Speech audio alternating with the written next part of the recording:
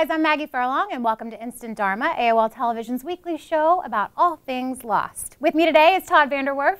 He writes about Lost for LA Times and the AV Club. Hey. And Jenna Busch, who writes for PopEater, Newsarama, and about a million other sites. Hey. Welcome back. So this episode, huge reveal, Jack's got a kid. I was actually worried for about the first 45 minutes that he was going to be like that cranky teenager on The Simpsons who always goes, whatever.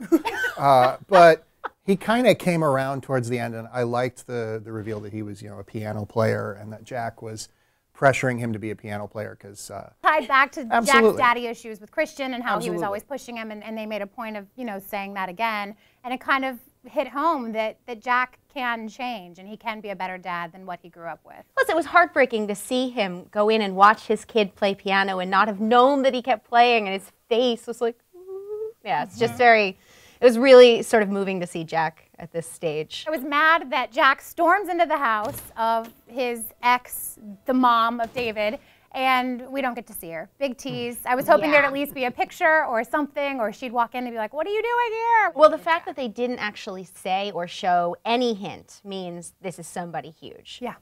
Oh, yeah. Yeah, I mean, it's got to be somebody very, very significant. You don't think it's just going to be Julie Bowen? I don't remember her name. Sarah, I think? I don't know. We can't discount the fact that it could be somebody from the past, and she would be another huge person to have back. They haven't mentioned her yet. Yeah. And now somebody that's still alive on the island, but that's new to us, but then we got his first off-the-island thing. We saw Dogen.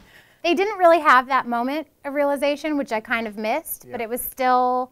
Again, to see all these people together in this timeline, it's making me so happy. It's interesting to me just because I assume that Dogen was like centuries old, because of how he dresses, and I guess that's not the case. So. And he still could be the Dogen that we know on the island, could still be centuries old. Yeah, I guess. Because he did say he's been there for quite a while, and I assume if we ever do get a Man in Black story off the island, if he ever walks by, if we ever see Titus Welliver again, I assume, then all bets are off, because obviously Man in Black on the island, centuries old.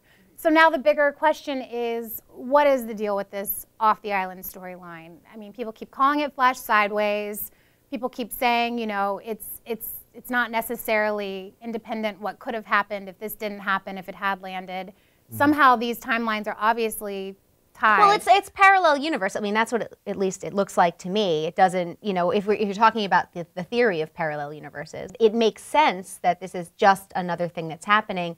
And, I mean, I guess not to go too deep into the time travel, but, you have storyline going in one time period, storyline going in another time period, so...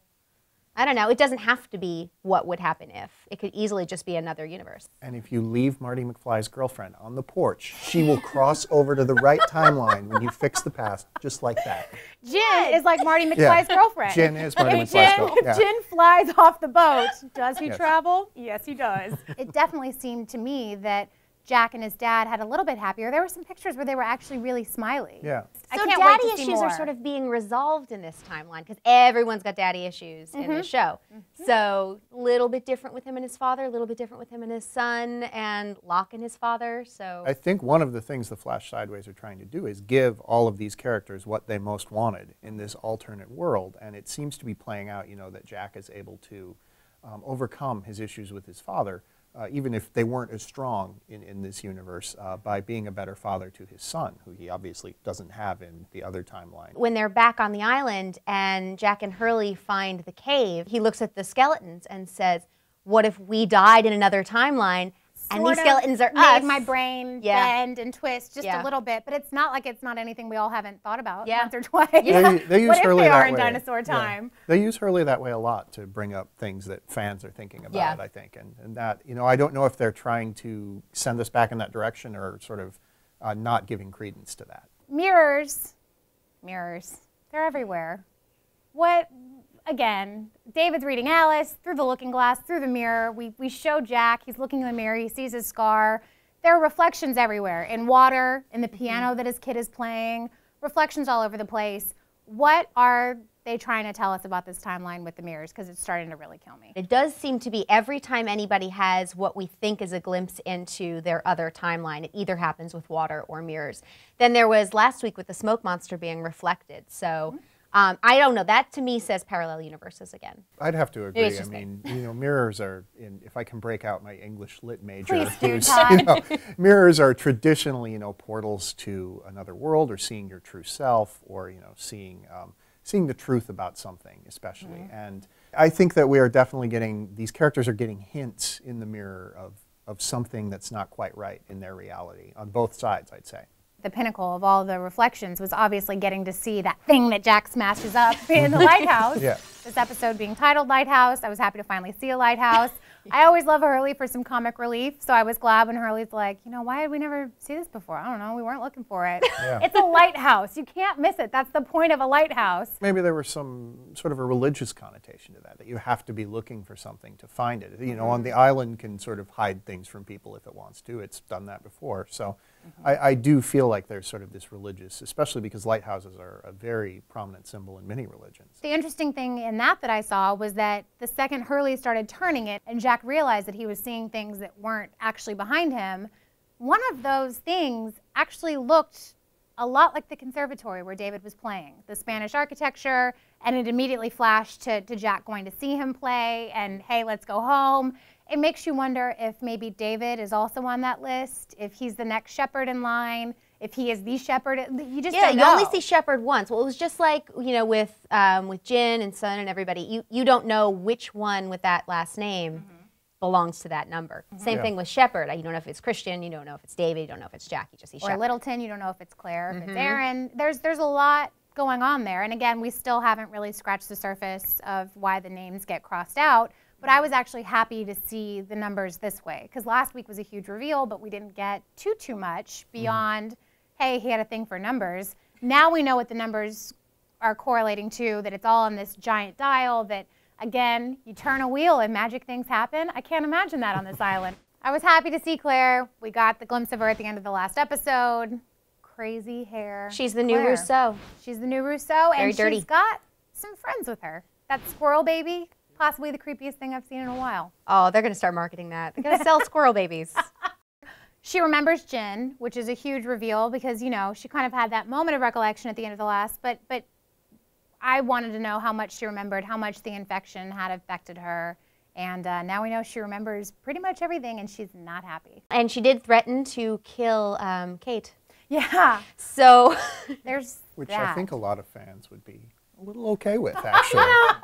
It's true. Gotta say. I love you, Kate. But yes, if there was a big battle and a girl fight, I think another section of fans would get into that too. I know what you're getting at, but...